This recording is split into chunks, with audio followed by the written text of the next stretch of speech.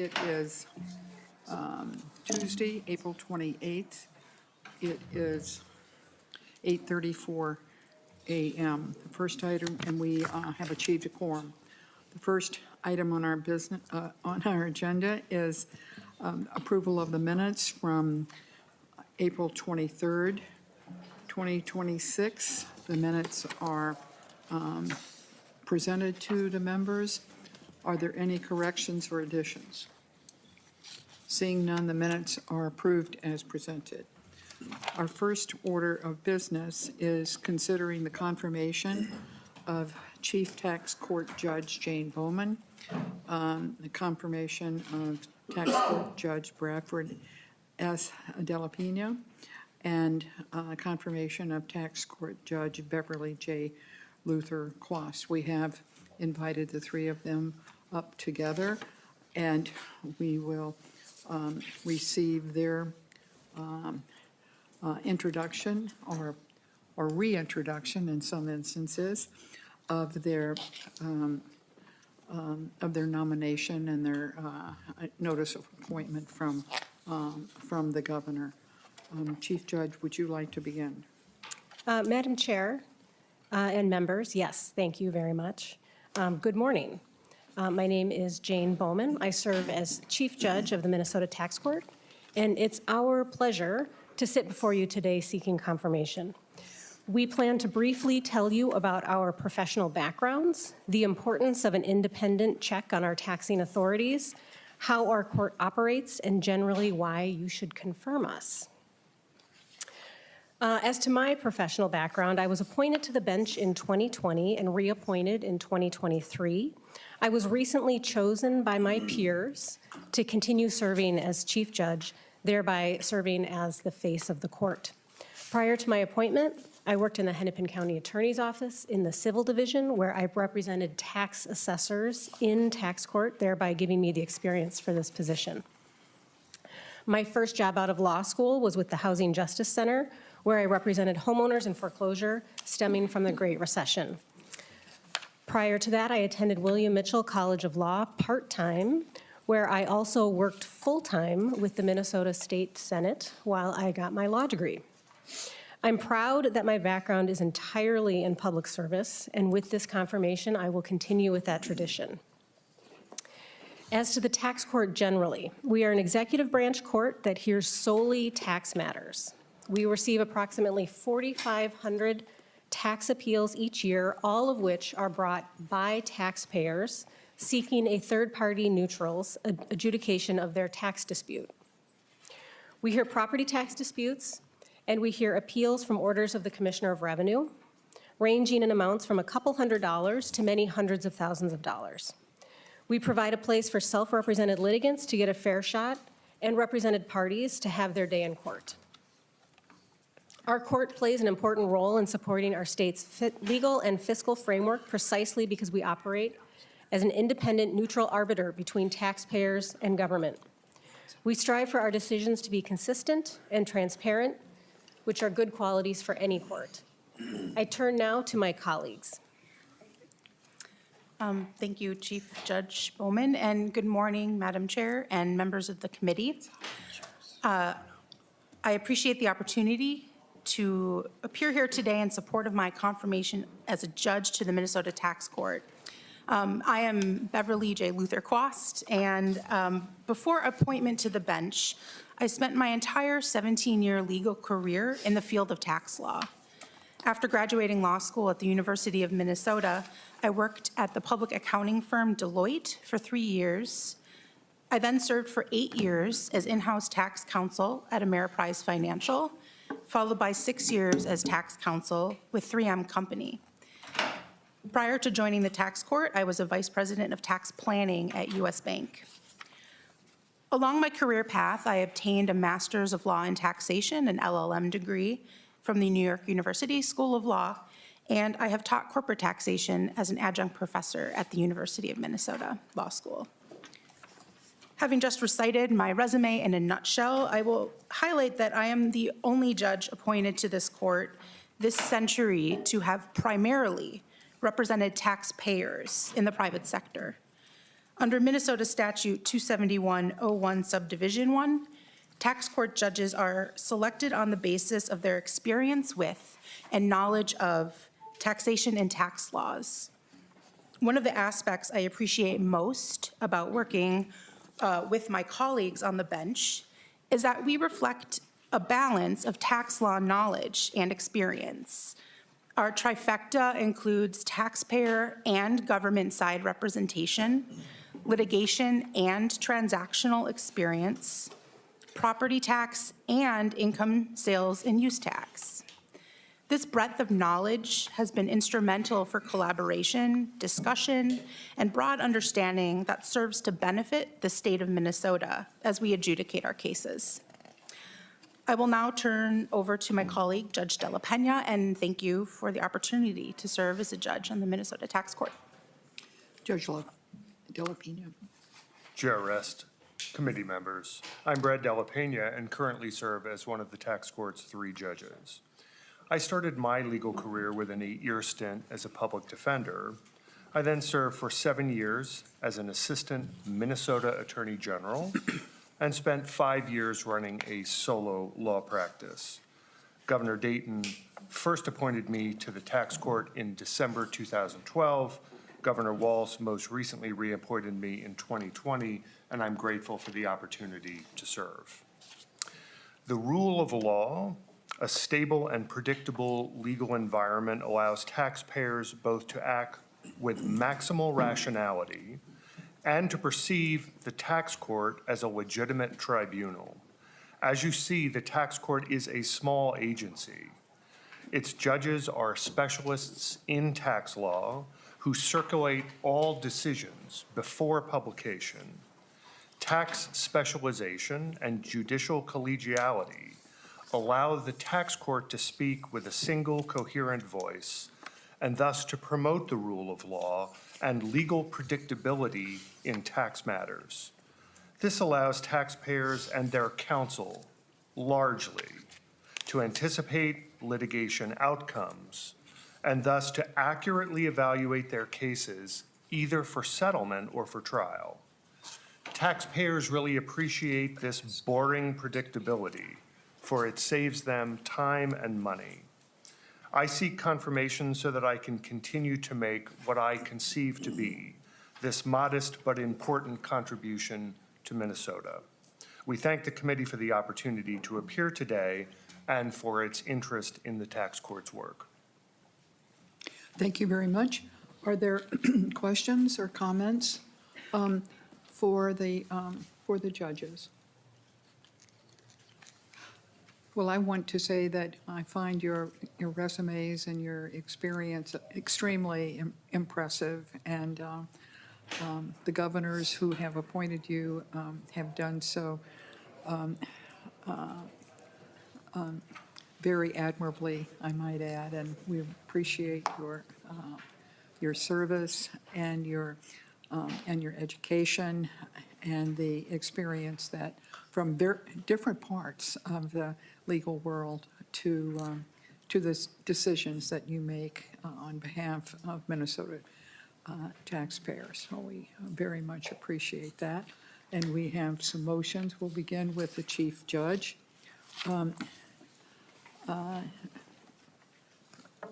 Senator Dibble, and I'll read the motion for you, if that's okay. Senator Dibble moves the appointment of Jane N. Bowman be recommended to be confirmed and sent to the full Senate. All those in favor, please say aye. Aye. Opposed, say no. The motion prevails, and your confirmation recommendation will be sent to the floor of the Senate. On behalf of Senator Houschild, Senator Houschild moves the appointment of Bradford S. Delapena be recommended to be confirmed and sent to the full Senate. Are there questions or comments for Judge Delapena? Seeing none, all those in favor, please say aye. Aye. Opposed, say no, and the motion prevails. And then for the most recent judge, Senator Houschild also moves the appointment of Beverly J. Luther Quast be recommended to be confirmed and sent to the full Senate. All those in favor, please say aye. Aye. Opposed, say no. The motion prevails, and all three appointments will be sent to the floor of the Senate with our appreciation and our enthusiasm. So thank you very much, ladies and gentlemen, and we appreciate you being here today before us. Thank you very much. Madam Chair, thank you. Thank And you. congratulations. Yes.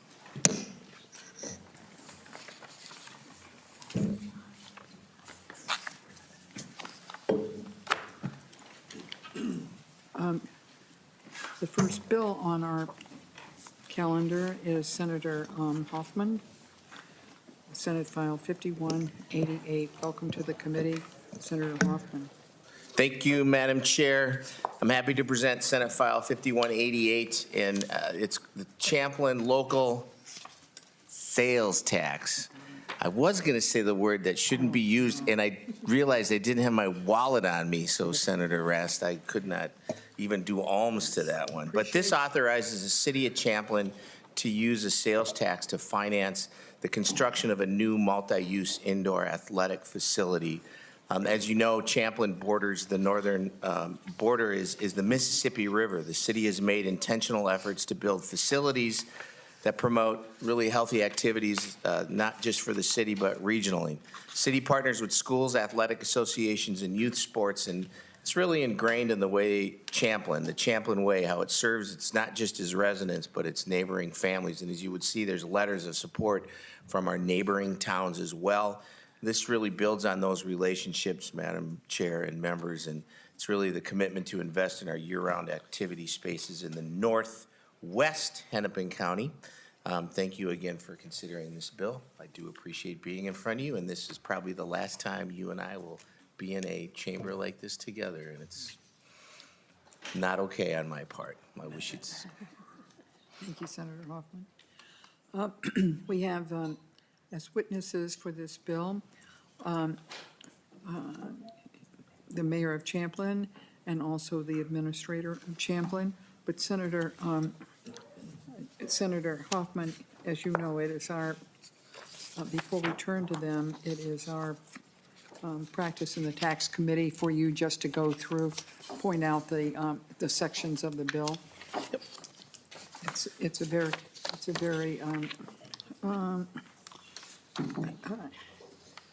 normal procedure.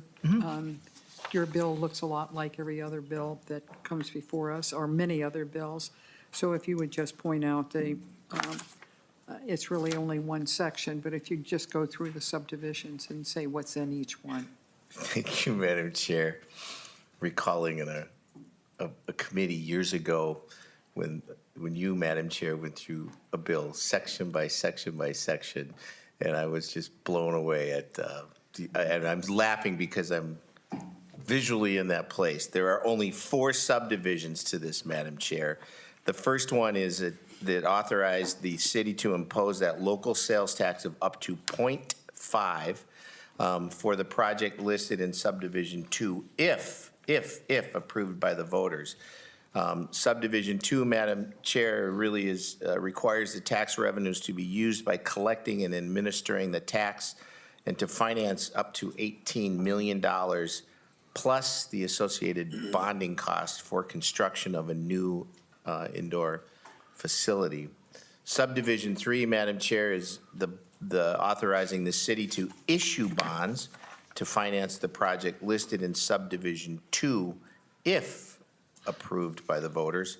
And then, of course, subdivision 4 requires the tax to terminate the earlier of 30 years or when the city determines the sufficient funds have been raised to pay the project and financing costs. And that's all effective upon filing of local approval with the Secretary of State.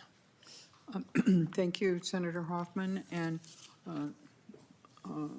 when your witnesses testify, we want them to, in particular, talk about the regional significance, which is another guideline that we go by in authorizing this legislation. So we'll begin with The mayor, please. Mayor, is it Sabas? Perfect, Sabas, yep. Great, good. Welcome to the committee. You need to identify yourself for the record. Well, first off, good morning, Chair Rest and members of the committee. My name is Ryan Sabas, and I'm proud to serve as mayor of Champlin. Thank you for this opportunity to speak today in support of authorizing a local sales tax to fund a multi-use indoor athletic facility in our community. This request is about fairness, opportunity, and a long-term community investment. Today, our students at one of the largest high schools in the state, Champlin Park High School, and the largest middle school in the state of Minnesota, Jackson Middle School, face a real disadvantage. Neighboring communities have invested in indoor facilities that allow their youth to train and compete year-round. In Champlin, our programs are too often at the mercy of weather, resulting in canceled practices, limited development, and fewer opportunities for our students to reach their full potential. In addition, we are facing a significant shortage of gym space for youth sports. Programs like Champlin Dayton Athletic Association are struggling to find adequate practice and game space for basketball, volleyball, and other indoor activities. This means limited schedules, late-night practice for young athletes, and far-away practice and games. And in some cases, kids being turned away simply because we don't have the capacity.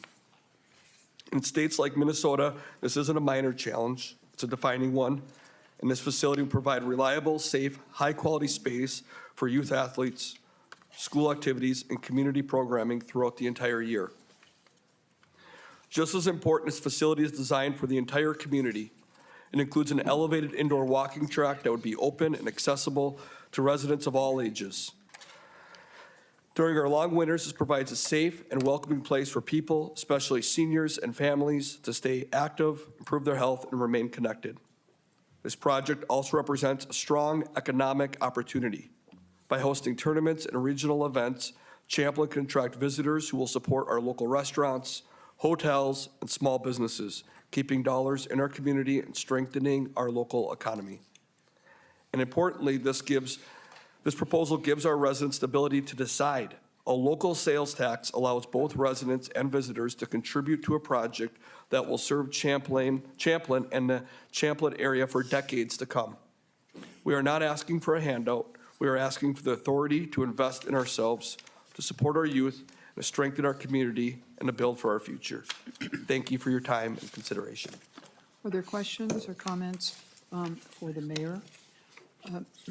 I note that the city of Champlin is proposing this, and you're part of the Anoka-Hennepin School District, with which we are very familiar in this committee. And you mentioned Champlin is the high school, Champlin Park High School. It's one of the largest high schools in the state. What is the population, the student population of Champlin Park? 30.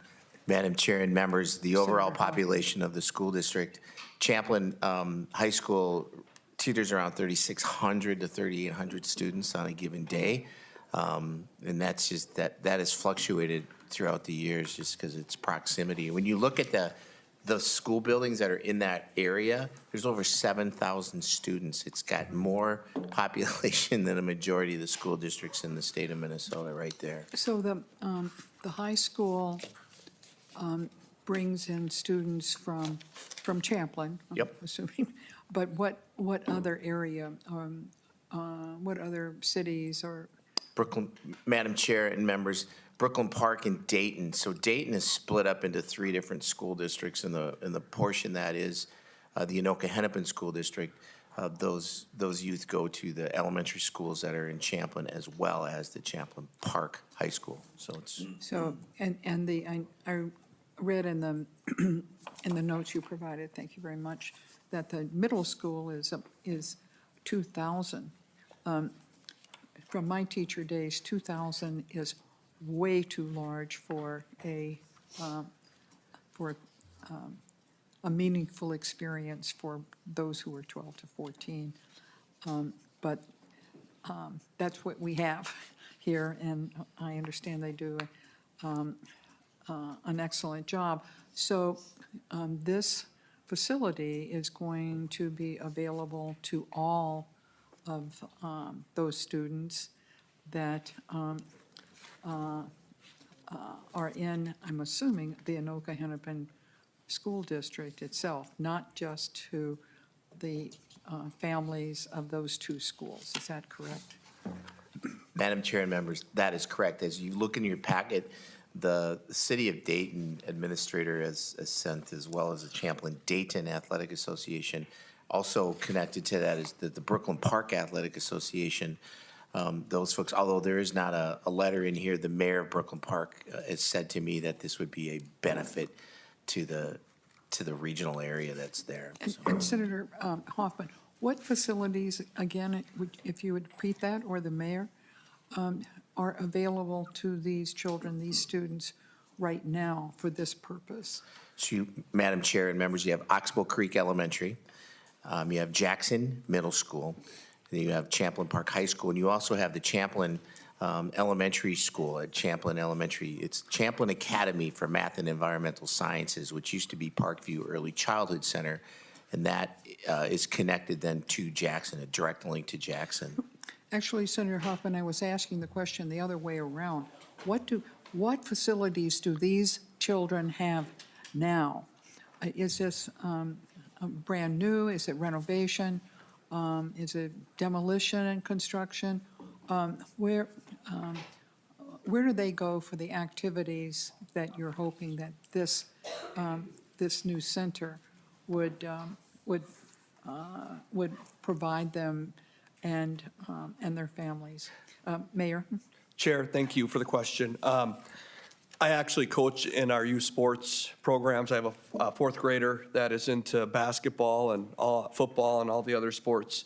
And so I coach in some of these sports. And so right now we have our normal gym spaces that these schools will provide.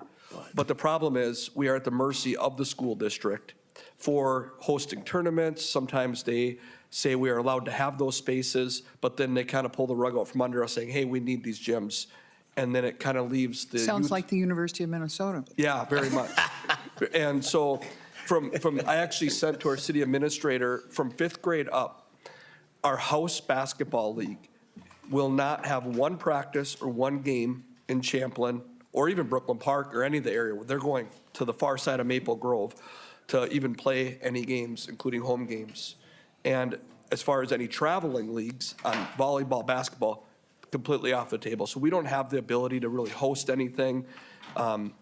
With 7,000 students on one really block in Champlin and Brooklyn Park border, there's the demand and the need for it. And it's really leaving us at a disadvantage compared to some of our neighbors like Maple Grove and Rogers and Wayzata and others that have these facilities. Thank you very much, Mayor. Are there other questions? Senator Nelson. Thank you, Madam Chair. And I just have to agree wholeheartedly at the large number of students and the challenges that faces. When I was teaching, when I was a middle school teacher, at that time, our school district was looking at doing some expanding, and all the research at that point showed that 2,000 is the max for a high school. After that, there starts to be negative impact. So I'm concerned when I hear that, and I appreciated the discussion about why there's such a concentration of students and why the facilities have not kept up. But my question is more about, so understanding the problem, my question is, typically when it comes to these type of facilities, I just want to make sure is this at the school? Yes. So. Senator Hoffman. Madam Chair and Senator Nelson, yes. And we want to talk property poor districts, compensatory education. I love this conversation that you're about to embark in. So. Senator Nelson. We must be mind readers up here. But so I'm just, typically though, when it comes to school district facilities, those are financed through a referendum and school bonds. And so I'm wondering why this is like maybe the first time that I've seen a school facility building financed through local sales tax. And Senator Hoffman, I would add, is the 18 million, that seems quite frankly a low-end number. Is the 18 million supposed to build the entire complex? I'm going to let the mayor and the administrator answer that question, and then I'll address Okay, the Mayor senator, if Sabers. you would, Madam Chair. Madam Chair, thanks for the question. We are working with our partners, Champlin Dayton Athletic Association, as kind of a ground level partner. And so they have set themselves up financially to be a financial contributor. They also have funds that are pledged to them to help raise money to build this facility from the ground up. The max the city of Champlin will be into it is $18 million, but our partners such as CDA and perhaps others will bring in funds as well. Thank you very much. And Senator Hoffman, to Senator Nelson's question. Absolutely. Here's the thing with Anoka Hennepin, which you know, Madam Chair and Senator Nelson. It's the largest school district in the state of Minnesota. It is a property poor district, doesn't operate like any other metro school district does. When they do something, there are 5 high schools. And so there's a parity conversation that goes way back to when we created this school district. And that is, if you do something at Anoka, where the sun rises and sets on Goodrich Field, or Coon Rapids, the home of the Cardinals, or Andover, you got to look at parity within each school district regional area, which is part of that Anoka School District. One other caveat is it graduates over 3,000 students, the 5 school districts, over 3,000 students a year, and has done so for the last 10 years. So that referendum, because of the fact it is a property poor district and because of the fact of the history that we know it exists, this makes sense for the city of Champlin to come forward. And believe me, this, Senator Nelson, this conversation is not new between the city of Champlin and Jackson. There was multiple conversations about doing something with the green space that's behind Jackson Middle School for a long, long time. This is now coming to fruition as a real deep need. So thank you for that question. Senator Nelson? Thank you, Madam Chair, and thank you for the further discussion there. So then my last question, Senator Hoffman, or maybe to your mayor, other partners are expected to also participate in the finances, and the bill before us authorizes up to 18 million. What's the anticipated cost of the structure that you're planning to build? Thank you very much for the question. I'm We are sorry, working through a Mayor- feasibility. Mayor, you need to go through me. Sorry, Madam Chair, thank you. Madam Chair, thank you. Thank you for the question. We're working through a feasibility study right now with all of our partners, including the Anoka Hennepin School District, CDA, Champlin Dayton Athletic Association, our city and organization and other partners. And so we're working through that. We don't have the final number, but we know the city's portion, we don't want to exceed $18 million.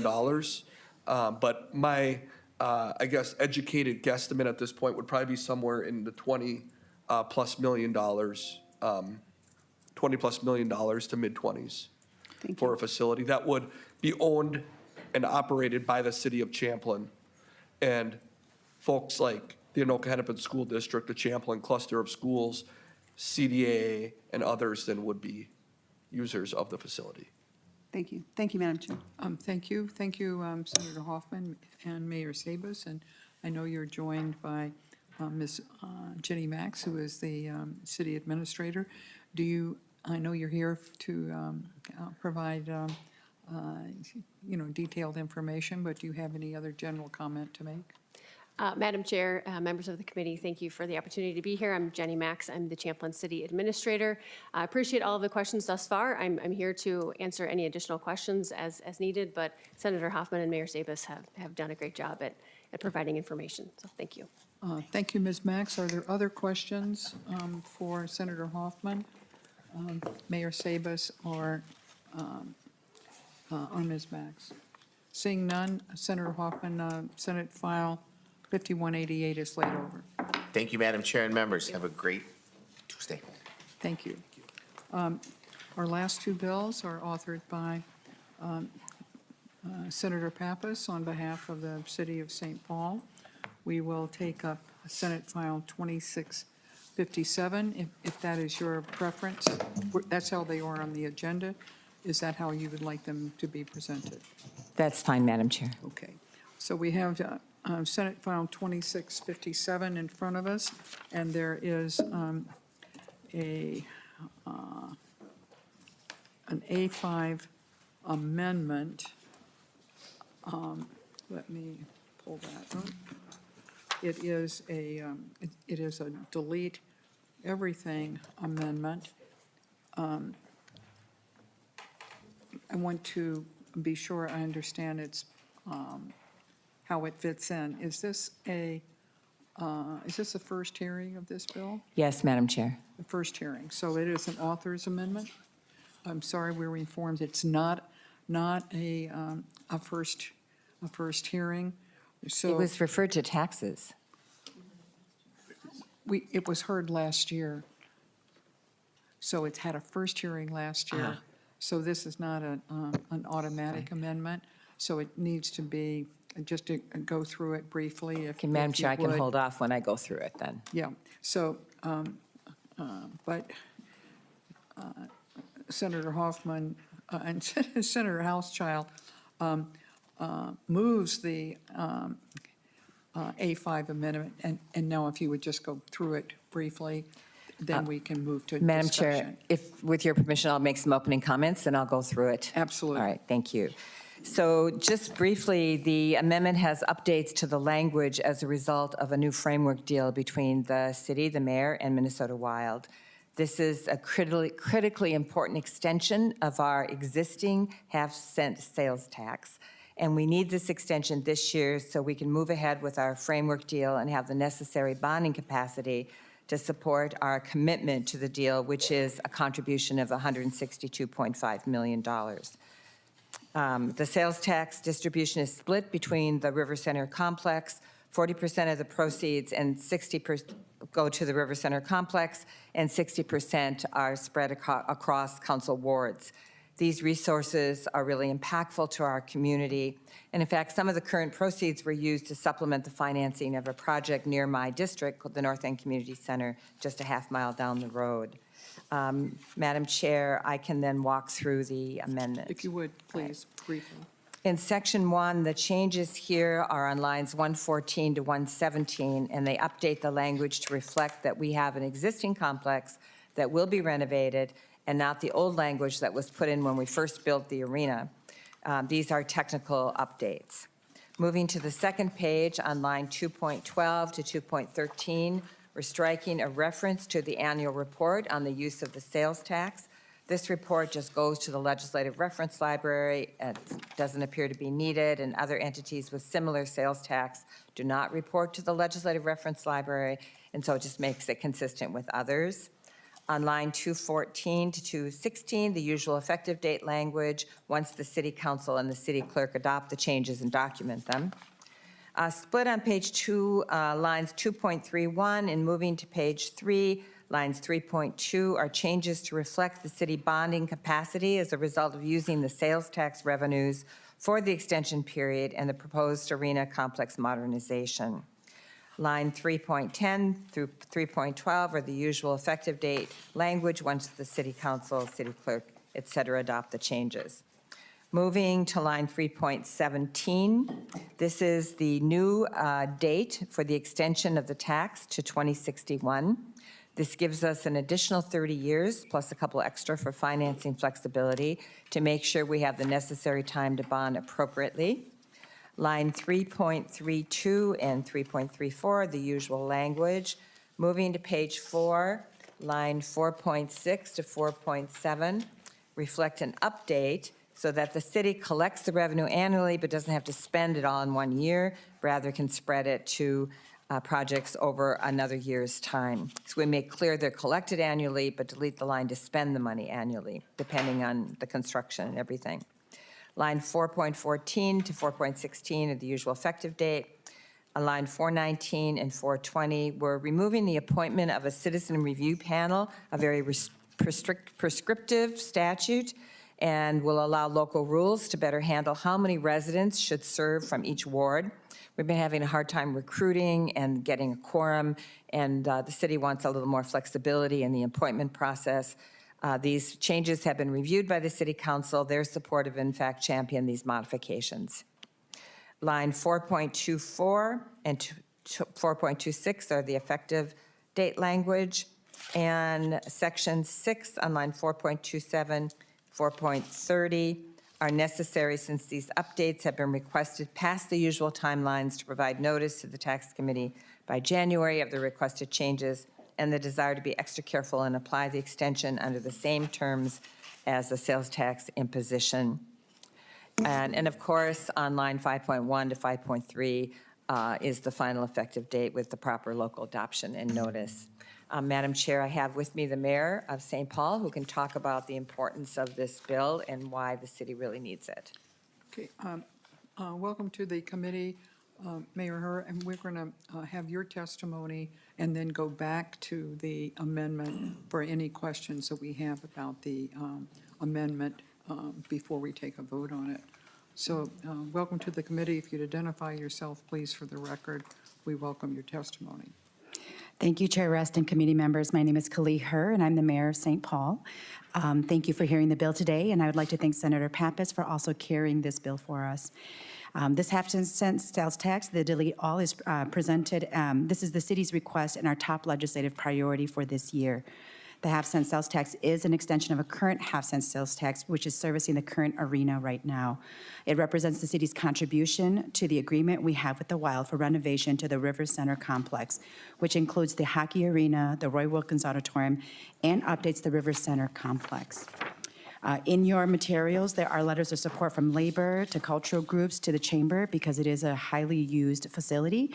We also have a summary of the economic impacts of having this in downtown St. Paul and more of how it benefits the state. Just a couple of, I'll lift up a couple of points. The annual average state spending impact is approximately $178.2 million.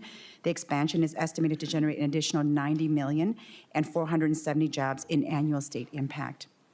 On the local side, the River Center complex has generated $383 million in economic activity for the city of St. Paul. This has generated $8.2 million in annual local tax revenue across sales use, transportation, housing, transit, and lodging taxes.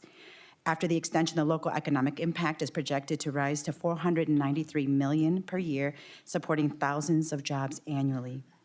The total local tax generated will climb to $10.3 million, nearly a 30% increase. As it relates to the portion of which Senator Pappas talked about regarding the STAR program, the STAR program is a grant program that supports businesses and cultural programming in the city of St. Paul. It's spread across our different wards. And as Senator Pappas stated, this creates some flexibility for us. We have had some issues around getting quorum because that body is quite large at 21.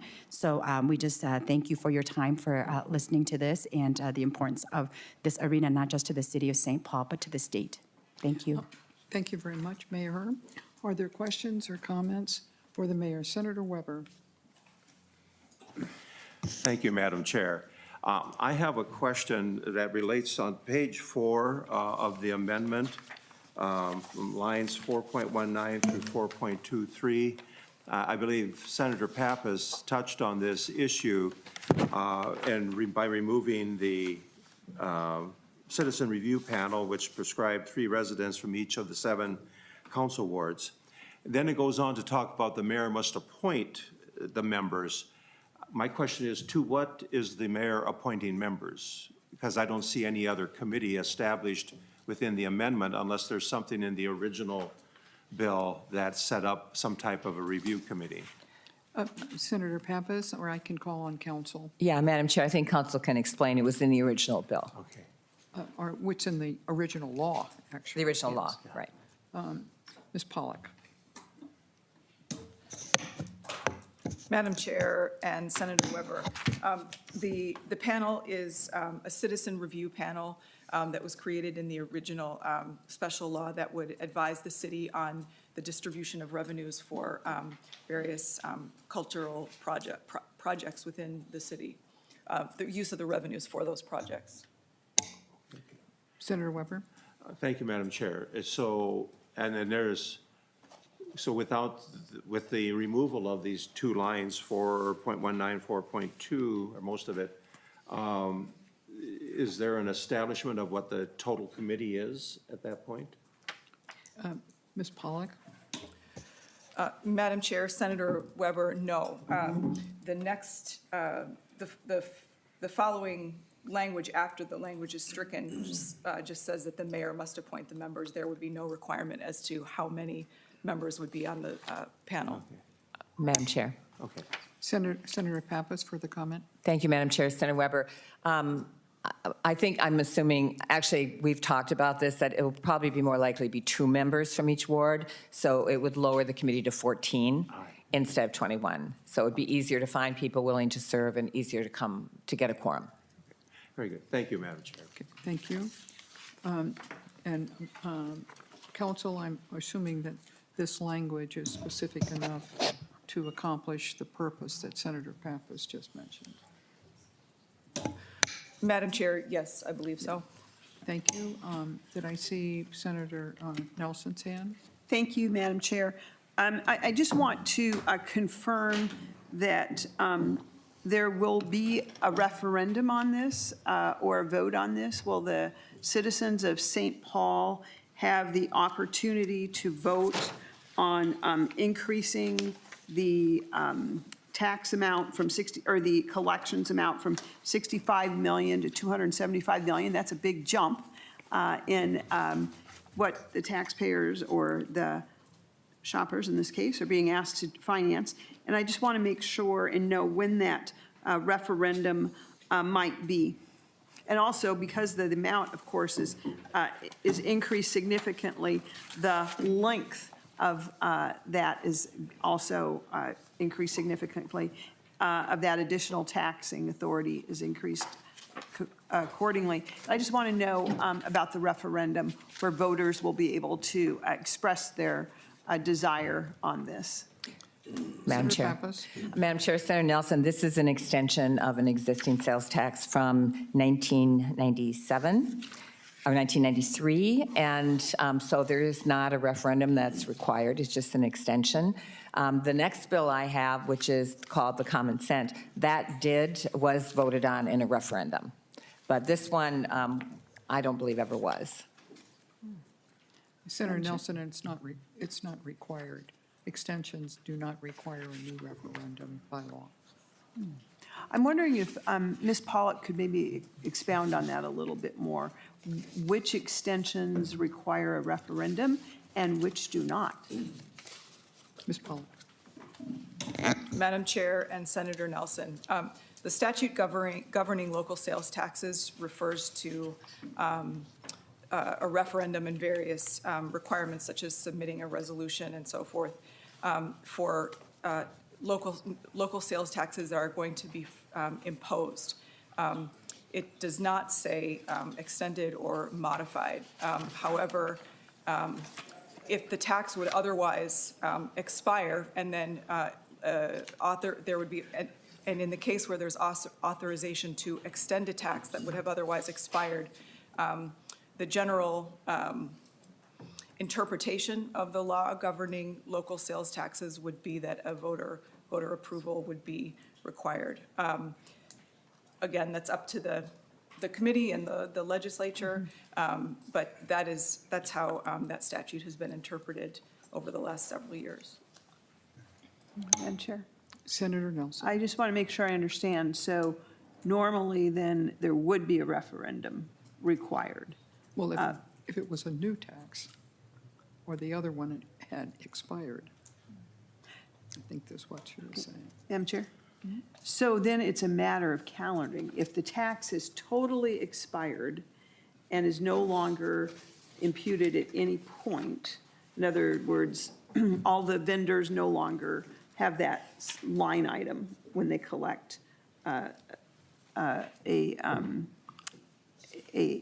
purchase, then if it's totally expired, then a referendum is required. But if all the funds have been collected for what the tax was imposed for, then a referendum is not required? I guess I'm missing something. Maybe, would you go through that one more Ms. time for Pollard. me? I'm so sorry. Madam Chair, Senator Nelson, so if the tax would have expired, if not for legislation extending it, then the interpretation of the statute governing local sales taxes is that voter approval would be required. And, Madam Chair, Senator Nelson. is that the position that we are in here with this bill then? Ms. Pollard. Madam Chair, Senator Nelson, not quite. This tax gets set to expire in 2042. So there is some more time that the current tax would be imposed before the proposed extension to 2061 for these supplemental purposes. Thank you, Madam Chair. Thank you. Senator Pappas and Mayor Herr, this is a vast expansion, and I'm a little bit uncomfortable with totally, and it's a huge project, totally getting rid of the report to the legislature. And but it occurs to me that maybe it doesn't have to be every year, but maybe once every biennium, a report would come from the city, and we could specify to whom it would be delivered, so it does not just go to the legislative reference library and sit on a shelf. And I hope that you would be amenable to at least informing the legislature, because this is a mammoth project in that way. I don't have the language here, but I hope that would be okay with you in the final bill. Madam Chair and members of the committee, that's fine. We just didn't think it was appropriate going to the Legislative Reference Library, but if it needs to go to the chairs of the appropriate committees, that seems a better idea. Okay, thank you very much. Anyone else? Senator Drazkowski. Thank you, Madam Chair. I'm not really clear on Senator Weber's question about the review panel.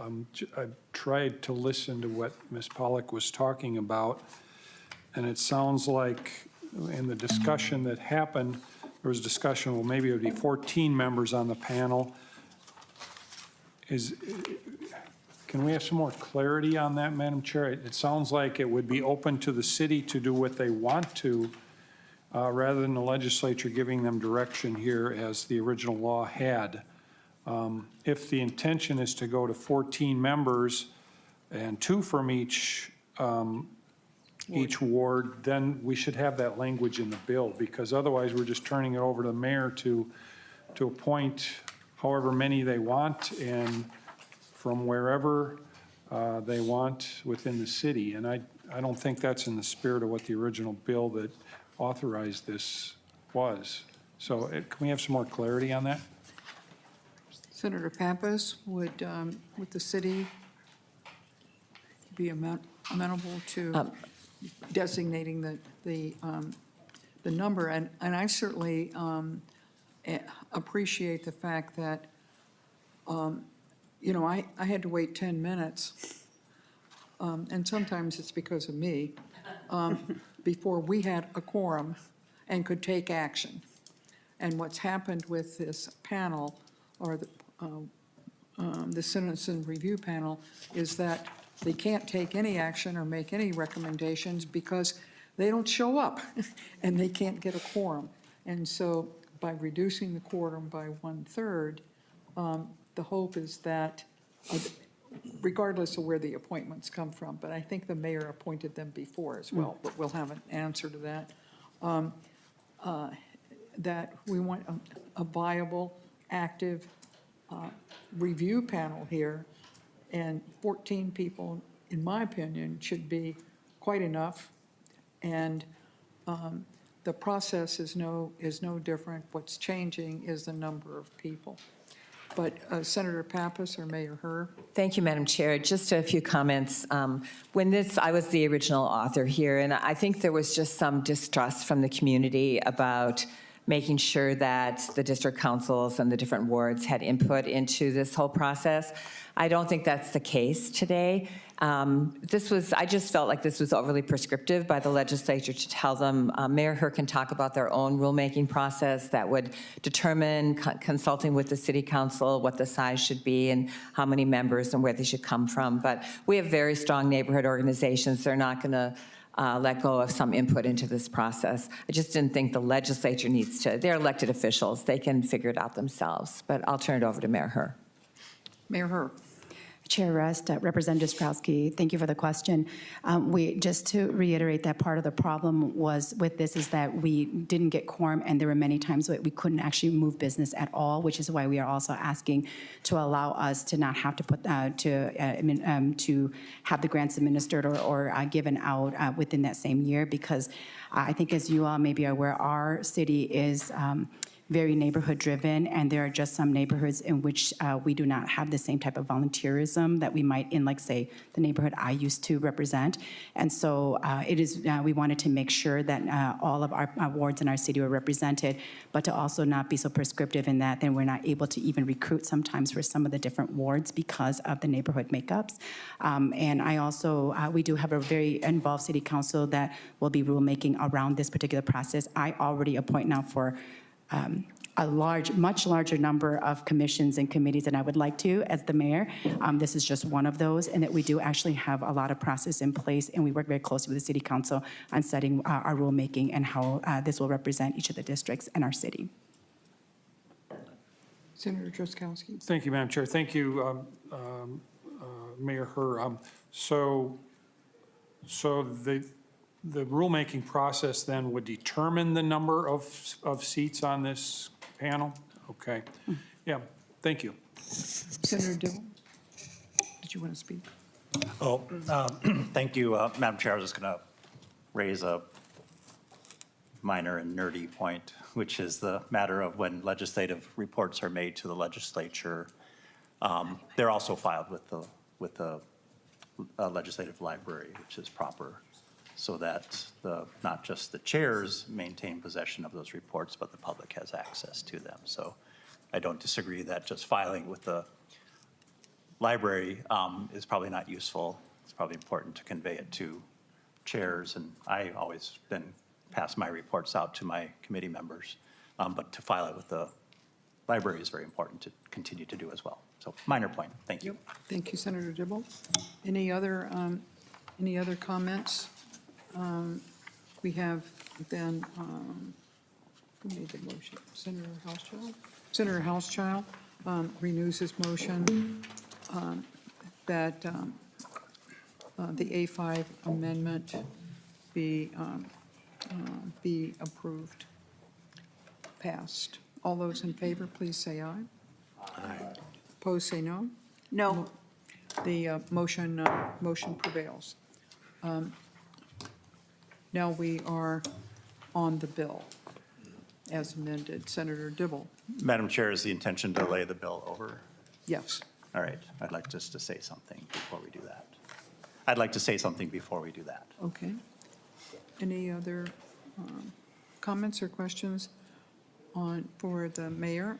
Thank you very much for being here, and congratulations once again on your outstanding election. Senate File 2657, amended by the A5, will be laid over. Yes. May I say something about the bill? Now you may. All right, Senator thank you. Thank you, Madam Chair. I don't disagree that the facility needs some updating, like a lot of us. It's getting a little bit long in the tooth, but I'm there quite a bit myself, Senator Pappas, Mayor Herr, there for the Hmong New Year. I was just there on Saturday for the roller derby. I saw Stevie Nicks there a couple of months ago. I'm there paying a lot of taxes to support this effort. But I wrote a statement so that I will be very even-keeled about this, but Madam Chair, I've raised this matter with you previously. I want to begin by acknowledging the many positive contributions of the Minnesota Wild to our state. The organization has been a strong community partner, supporting youth programs, advancing inclusion, promoting the values of respect and belonging that we rightly expect from institutions that hold such an important place in Minnesota's civic life. So it's because of that leadership I feel compelled to raise a concern, because there have been widely reported accounts that the team's general manager in his role with the U.S. Olympic men's hockey team invited his friend, the U.S. Attorney General, into the locker room following the gold medal victory. This occurred at a time when the Attorney General had been actively associated with actions that many Minnesotans have experienced as harmful during Operation Metro Surge.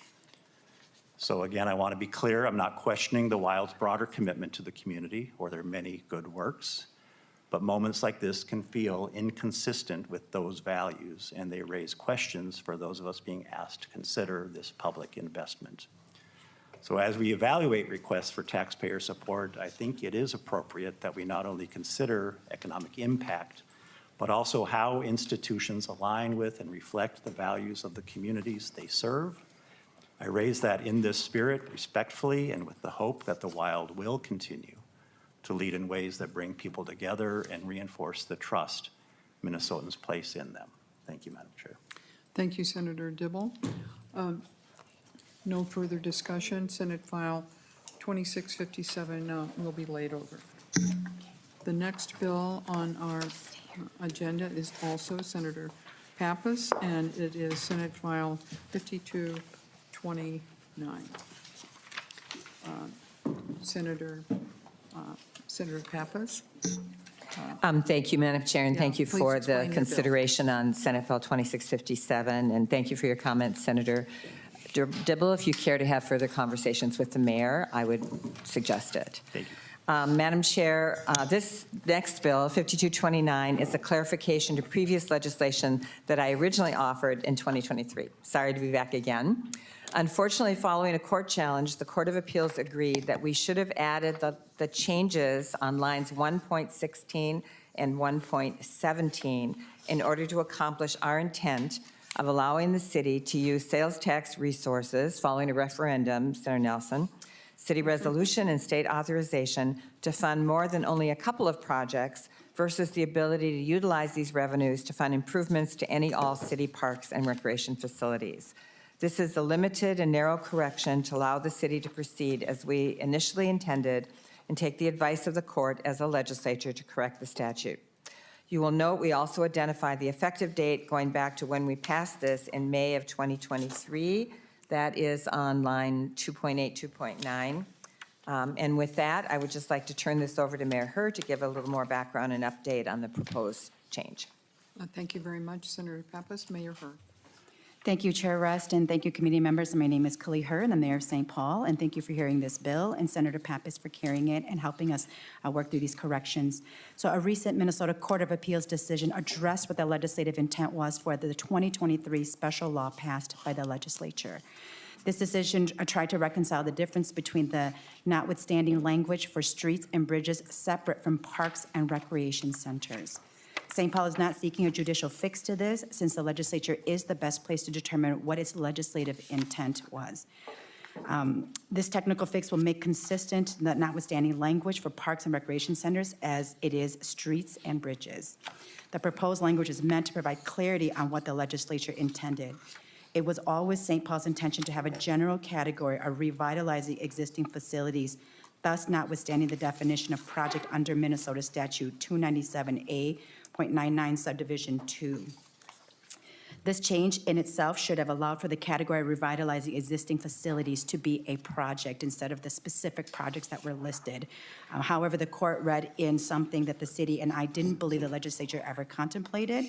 Therefore, to address the Court of Appeals decision and to clear up what we believe is a misunderstanding of the session law, we are presenting the proposed language. Thank you, Madam Chair. Thank you, Mayor Herr. Is it the intent of the city, if you can say, not to seek an appeal?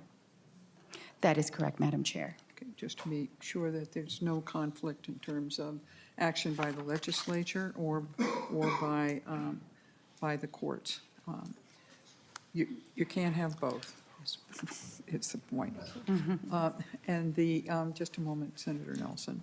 So please understand that if this was an entirely new provision, we would not be very amenable to including parks in the metro area, and we have taken them out of other requests, including one from my district for a park, from their request for a local sales tax. But I think this is an extraordinary, in my own opinion, extraordinary situation, and I'm very sympathetic to your request. Senator Nelson. Thank you, Madam Chair. And again, my question is, it appears that there's a change of what the local sales tax that was approved, what it can be used for. And my question is, where's the local approval for that? Does it go to the voters who said, we are going to increase our local sales tax for project A, B, and C? And they must have voted and said yes. But now it appears that, well, we're going to change the use of that to projects D, E, and F, to some other project. And my question is and I understand needs change, I definitely understand that. What I don't understand is that it's effective retroactively without local approval. That statement is really kind of ringing the alarm bells about the precedent, first of all, that might set, and then the disrespect for what the voters voted for. Madam Senator, Chair. just a moment. I believe the referendum question did indeed include that, but we'll let representatives from St. Paul, your attorneys, Senator Pappas, what was the question? And does this subvert what the voters voted on? Senator Pappas. Thank you, Madam Chair. My understanding as a voter in St. Paul and as the author of the bill, it was to revitalize streets, bridges, and parks and recreation centers. And I have with me the city attorney of St. Paul, Irene Cow, who was the city attorney then, and she can speak to that. It was approved in a referendum, just as a reminder. Welcome to the committee. If you'd identify yourself for the record and respond to the basic question that Senator Nelson raised. Was this on the referendum that voters had the opportunity to weigh in on? Madam Chair, my name is Irene Gao. I'm the city attorney for the city of St. Paul. Senator Nelson, thank you for your question. Just a slight correction, I was not the city attorney at the time that the referendum went into place, and so I will have to defer to my colleague as to the specific language. What I can speak to is that what the city council had passed, what was included in the resolution, as well as the court spent a fair amount of time on an attachment A that did include a category that was called revitalizing, and it was clear in the language that it was meant for multiple projects. And so there was clarity on that, and what I'm here to do today is to speak to how this legislative fix addresses the Court of Appeals decision.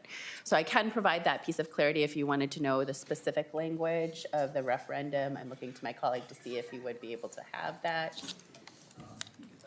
Okay. Thank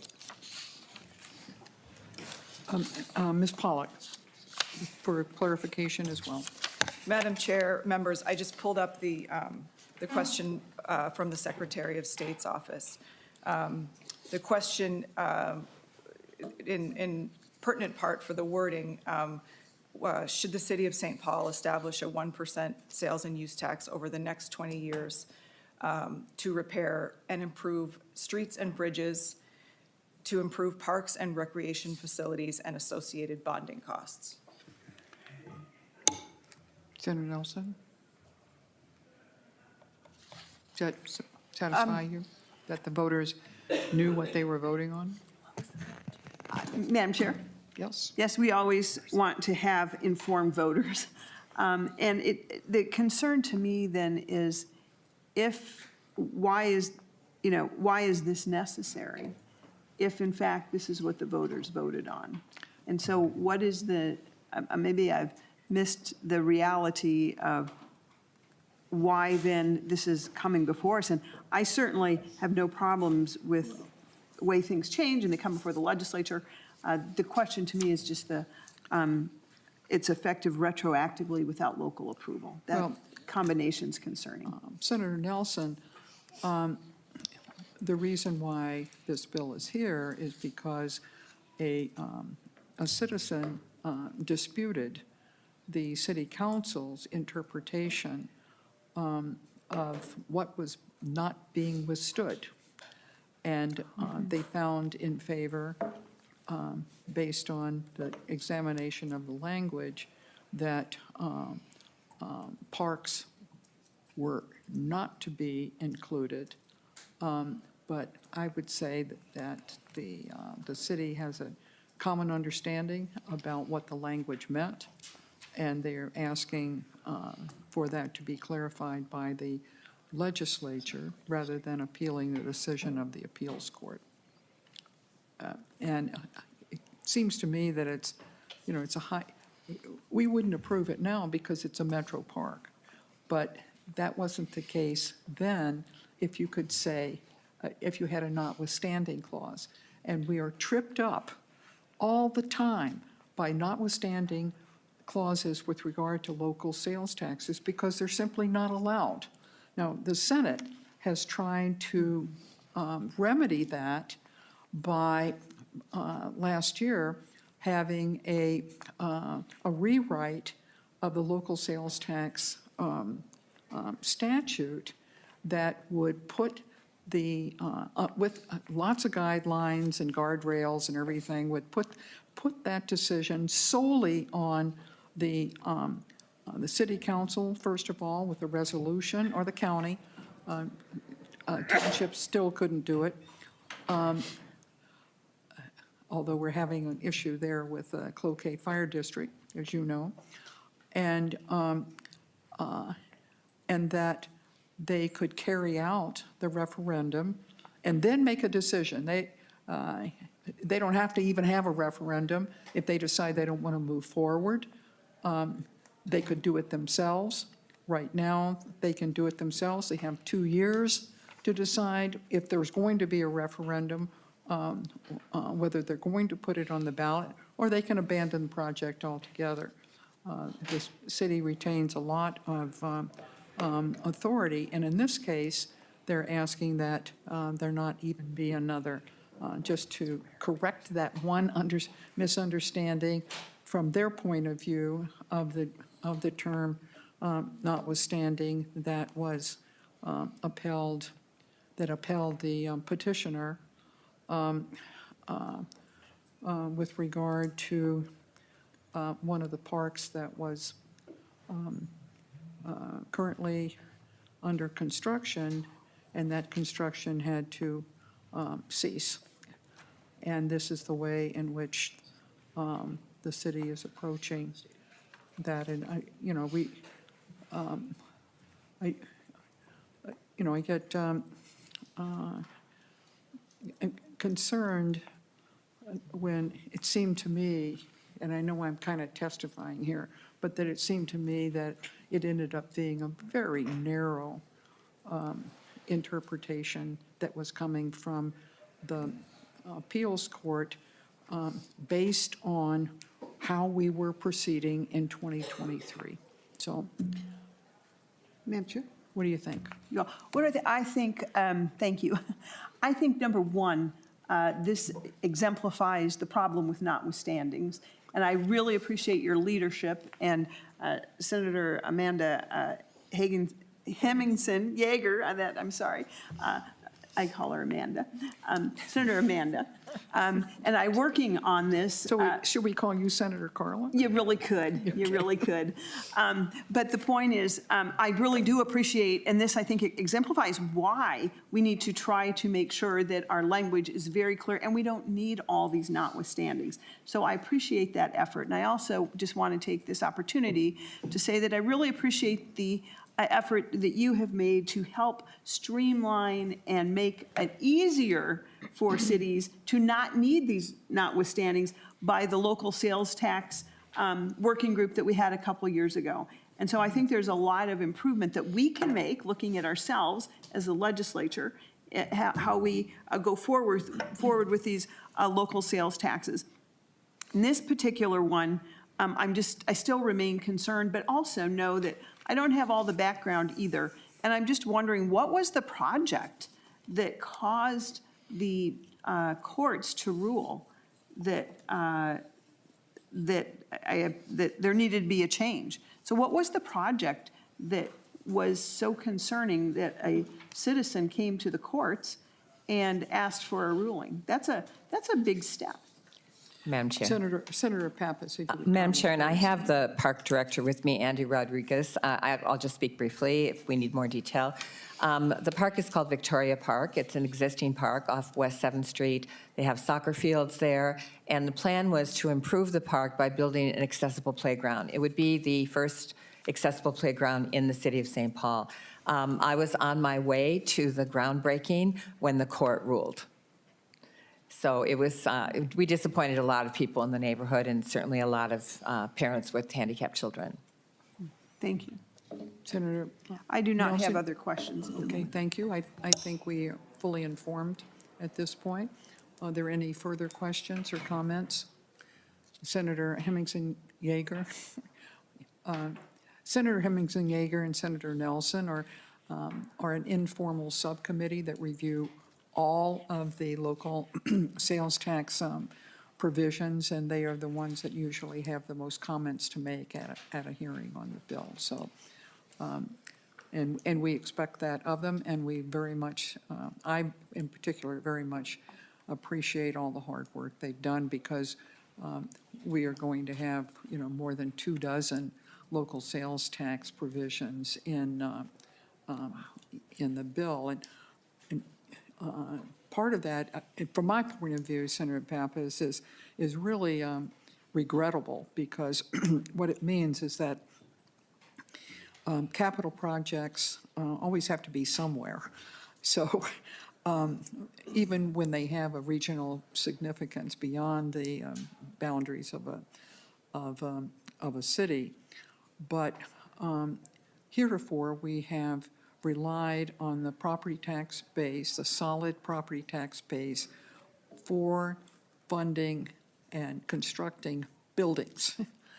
And we find that the local property tax base has become inadequate to do that. And one way of sharing the expense, if you will, is to create a local sales tax that is borne primarily by the residents of the city, but also by anyone who happens to visit.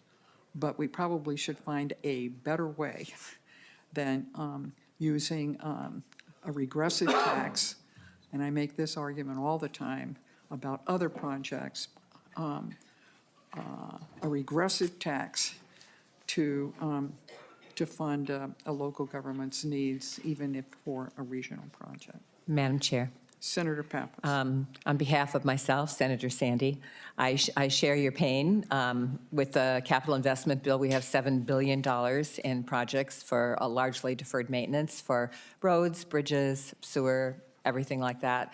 There just isn't, and otherwise this would be borne by the local taxpayers who just can't afford it. Great. Anything further? Then Senate File 5229 will be laid over. Thank you very much. Thank you so much for the very hearing. much, Mayor Herr and members of the representatives from City of St. Paul. So for the rest of the week, tomorrow or sometime today, we've been working on it a lot, and just with other omnibus bills, we think we have it done, and then something else comes up. So we are expecting from the Senate Council the posting of the omnibus bill and the decisions made therein sometime later today. But we also, I'm doing a little bit different than I've done before, which is I only want to hear negative. The testimony, quite frankly, goes a lot shorter if you only have people testifying who oppose your bill. You don't need to have people sitting up there saying they like it. So what we need to hear from is people that don't agree with what we're proposing. But this bill is a little bit different, and so it's going to be presented tomorrow as usually by members of Senate Council and Fiscal, and then there will be some public testimony without regard to whether the provisions that you will see in the bill are ones you support or not. In part, that's because some of these provisions really did not get a full public hearing, and we want to give folks an opportunity to do that. So we just recently heard, but the testimony was from proponents of the bill that came with Senator Miller. So we're going to give the public more of an opportunity to testify on Senate File 5101. That's that sports and events reimbursement program that was established. And also, we want to take a look again at the completion of the provisions that we had last year on modern agriculture. So for those that want to speak about how the Senate is moving that forward, if you would like to speak about the beginning farmer tax credit, Senate File 1419 or Senate File 49, Senator Weber's bill, or Senate File 245, also Senator Weber's bill, or Senate File 2772, Senator Rasmussen. If you have any comments about it, about those agriculture provisions, please let Mr. Bergeron know. Also, Senator Housechild's bill, the homestead credit refund one-time increase, and then 2076, the homestead resort property tax, property tier limit modifications. If you have any opinions about that you would like to express.